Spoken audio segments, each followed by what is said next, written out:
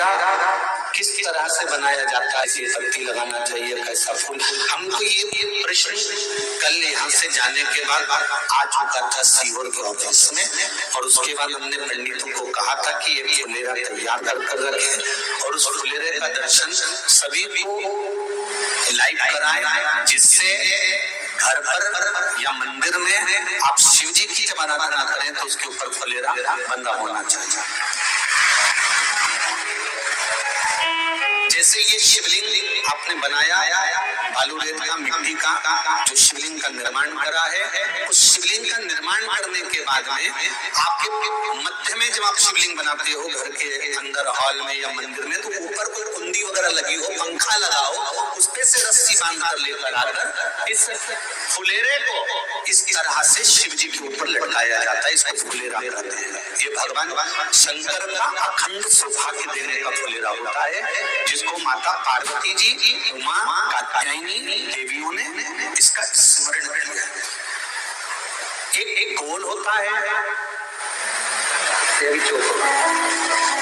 गोल, चौकोर, तिरछा, जिस तरह से भी बनाना हो, पर शिव जी के ऊपर नीचे शंकर भगवान होते हैं। ये थोड़ा ऊंचा, जिससे पूजन भी आराम से हो जाए, इसको ऊंचाई की ओर लगाया जाता है, जिससे भगवान जैसे अपन जलाधारी लगाते हैं उसी तरह से इस फुलेरे को लगाया जाता है।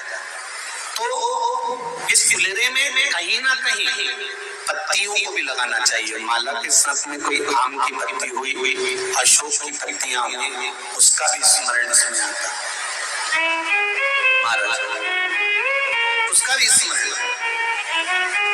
जैसे भगवान देवादिदेव महादेव का शिवलिंग का जब दर्शन हो गए सबको फुलेरा का, अरे जम के तो बोलो हो गए ना। और जितने लोग आस्था पर सुन रहे हैं, जितने लोग फेसबुक पर सुन रहे हैं,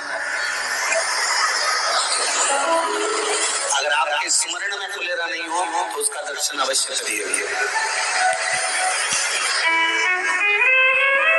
शिव मंदिर में अगर जलाधारी भी लगी हुई है तो जलाधारी से फूल बांधकर नीचे की ओर लटकाना चाहिए, पर लटकाना चाहिए, फुलेरा बनाना चाहिए।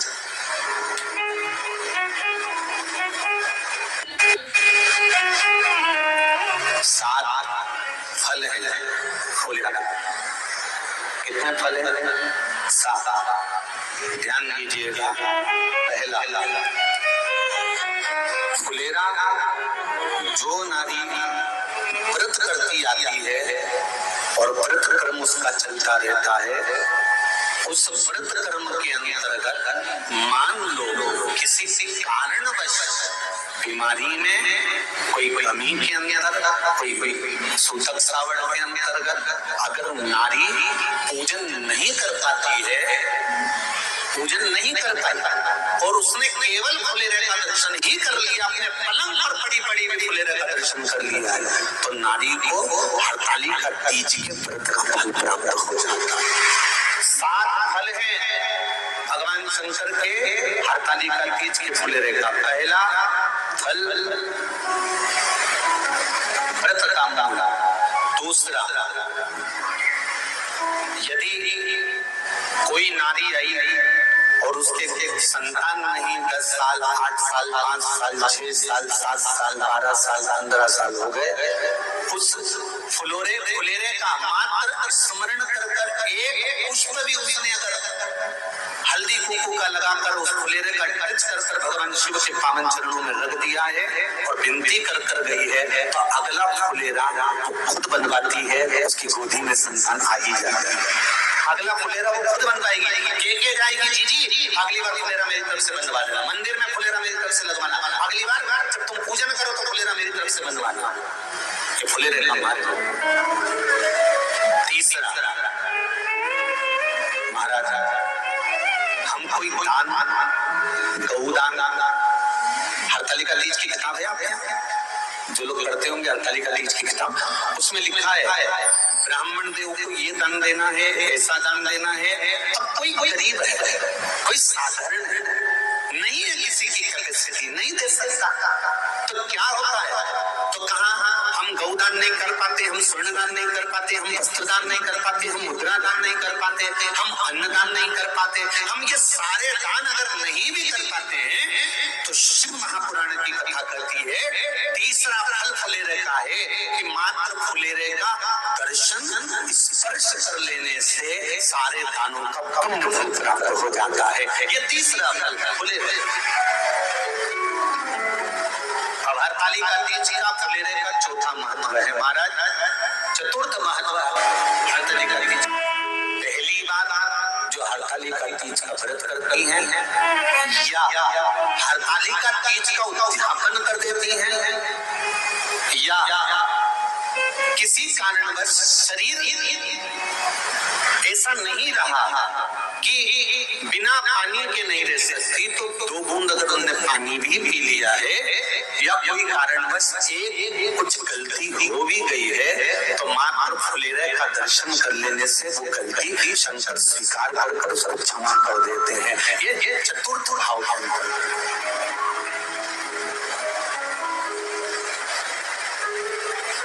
फुलेरे का अगला वर्णन करा गया महाराज शिव तत्व की ओर, शंकर भगवान की ओर। हम ना काशी जा सकते हैं, हम ना सोमनाथ जा सकते हैं, हम ना किसी स्थान पर जाकर एकांत में भगवान शंकर का स्मरण कर सकते हैं। मान लो हमें एकांत में बैठकर शिव की भक्ति करना है, किसी मंदिर में किसी देवालय में जाकर भक्ति करना है तो फुलेरे का मात्र दर्शन करने से, पूजन स्मरण करने से उस भक्ति का फल भी हमारे खाते में आ जाता है। और फिर अगला आखिरी का जो वर्णन किया गया है वो कहा गया कि पार्वती मैया गुफा में जाकर भगवान का भजन करती थी, शिव का स्मरण करती थी और फिर अपनी सहेलियों के साथ बैठकर शंकर का स्मरण करा, जिसका फल पार्वती को मिला। तो कहा हम न किसी गुफा में प्रवेश कर सकते हैं, न हम किसी गुफा में या जंगल में जा सकते हैं। इस फुलेरे के नीचे शंकर भगवान की जब अर्चना करते हैं, आराधना करते हैं, हरतालिका तीज के दिन फुलेरे के नीचे हम भगवान शिव की पूजन करते हैं तो हमारा मन में किया गया भजन का फल ही हमको प्राप्त हो जाता है। ऐसे फुलेरे का हरतालिका तीज का पूजन व्रत कुंवारी कन्या कर सकती है, शादी होने के बाद भी नारी कर सकती है। अंतिम अवस्था तक प्राण छूटे तब तक हरतालिका तीज का व्रत नहीं छोड़ना चाहिए। एक व्रत हमेशा याद रखो, एक एकादशी और एक हरताली। हाँ इतना जरूर है, ज्यादा शरीर बेकार हो गया, बुढ़ापा आ गया, शरीर नहीं साथ दे रहा तो कुछ फल खा लो, कुछ चाय दूध जूस आप लेकर कर लो। इतना भी नहीं बने, शरीर बहुत ही बेकार हो गया तो आप एक समय फल का फलहार धारण कर लो, ठीक है।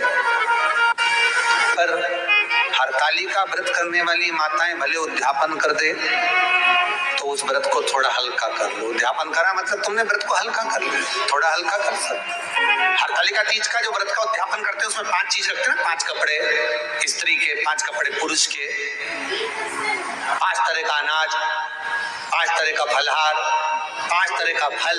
तो 5 तरह का जो फल रखाता है हरतालिका तीज के उद्यापन में, दुनिया के लोग उस 5 तरह के फल को केला गिन ले, पपीता गिन ले, मौसम्बी गिन ले और अनार गिन ले, संतरा गिन ले, सब कुछ गिन लेते हैं, पर उस 5 तरह के फल में धतूरे को नहीं गिनते। पर शिव कथा में वर्णन आता है, हरतालिका तीज के उद्यापन में लिखा हुआ है सबसे पहले 5 फल अगर गिनना है तो उसमें पहले धतूरे को गिनो, क्योंकि शंकर को वो प्रिय होता है, शंकर उसको स्वीकार कर लेता है। और धतूरा शंकर भगवान को क्यों चढ़ाया जाता है उसका प्रसंग आपको पहले भी कहा, आज फिर कहते हैं। धतूरा जब हम भगवान शंकर को समर्पित करते हैं तो हमारा कोई कार्य अटक रहा होता है, जिस कार्य को बार बार एग्जाम में बैठे हो, बार बार परेशान हो रहे, बार बार इंटरव्यू देने जा रहे, नहीं हो रहा, एक बार धतूरे को हृदय से, भगवान को प्रेम से, करुणा सागर मेरे शंकर को दिल से एक बार वो धतूरा भगवान से विनती कर उसको चढ़ाओ तो सही,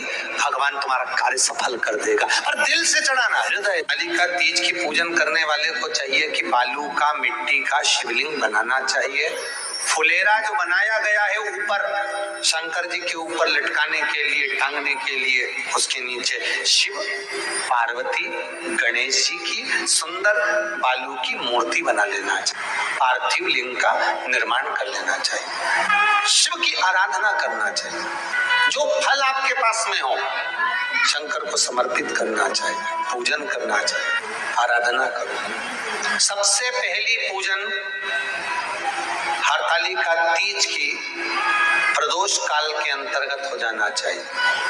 शाम के समय पर प्रयास करा करो प्रदोष काल के समय पर पहली पूजन हो जाए तो ज्यादा अच्छा। पर लोगों की आदत रहती है कि 8 बजे तक, 8:30 बजे तक, 9 बजे तक पहली पूजन करें, फिर दूसरी आराम से, फिर तीसरी, फिर आराम से, फिर चौथी। तो ऐसा सब अपने अपने हिसाब से। पर शास्त्र रीति कहती है कि प्रदोष का जो समय होता है, प्रदोष काल जो होता है, शाम का जो समय होता है, उस समय पर हरतालिका तीज की पहली पूजन हो, जिससे आपका स्मरण चित्त शंकर भगवान में उस घड़ी, उस पल, उस क्षण में आप शिव के हो जाएं और शंकर आपका हो जाए। हाँ, अगर किसी के आने में देरी हो, वर्णन करता है कि शिवलिंग का निर्माण, पार्वती जी की मूर्ति का निर्माण, गणेश जी का निर्माण और फुलेरा जो बनाया हुआ है, ये प्रदोष काल के पहले बनकर तैयार हो जाना चाहिए। प्रदोष काल के अंतर्गत फुलेरा नहीं बनना, फुलेरा पहले बन जाना चाहिए। और बहुत विशेष बात ध्यान रखिए हरतालिका तीज की, कि शंकर जी का जो अपने स्वरूप बनाया है, पाटे में, थाली में, चौकी पर, चौरंग पर जो स्वरूप बनाया है, वो पहले नहीं रखना है। पहले क्या बांधना है? फुलेरा। पहले फुलेरा बांधिए, उसके बाद उसके नीचे शंकर जी को रखिए। कई अब जो हरतालिका तीज का पूजन करते हैं तो उनके लिए हो गया। अब दूसरे के लिए भी सुन ले। जो नारी हरतालिका तीज का पूजन नहीं करती, व्रत नहीं करती, साधना नहीं करती, उसके लिए भी कहा गया कि आप अगर ये व्रत नहीं करते हो तो एक कार्य जरूर करना, कहीं पर फुलेरा बंधा हो, हरतालिका की पूजन हो रही हो, 5 मिनट 10 मिनट निकालकर अपने आसपास के किसी पौधे में से पत्तियां लेकर या पुष्प लेकर, 5 वृक्ष की पत्ती या 5 वृक्ष के पुष्प लेकर शंकर भगवान को जब पूजन हो रही हो, 5 मिनट माताएं जब पूजन कर रही हो, तब आप भी उस पुष्प को, उस पत्तियों को शंकर को समर्पित कर सकते हो। ये नहीं चढ़ा सकते तो 5 फल नहीं चढ़ा सकते तो 5 कुछ भी पुष्प आदि का आप शिव को समर्पित कर दो। पर क्यों चढ़ाया जाता है, किस लिए चढ़ाना चाहिए? तो कहा कन्या स्त्री अगर मान लो हरतालिका का व्रत नहीं करती, पूजन नहीं करती, आराधना नहीं करती, तो वो कन्या, वो नारी, वो स्त्री, वो पुरुष कार्य तो बहुत करेगा, दुकान भी 4 चलाएगा, व्यापार भी बढ़ाएगा, पर संपदा को जोड़ नहीं पाएगा। 1 रुपए कमाएगा, 1.25 रुपए खर्च वाला काम चलेगा। हस्त नक्षत्र में जो तृतीया पड़ती है, हस्त नक्षत्र के अंतर्गत जो तृतीया का महत्व कहा गया है, वो संपदा को बढ़ाती है, मनोकामना को पूर्ण करती है।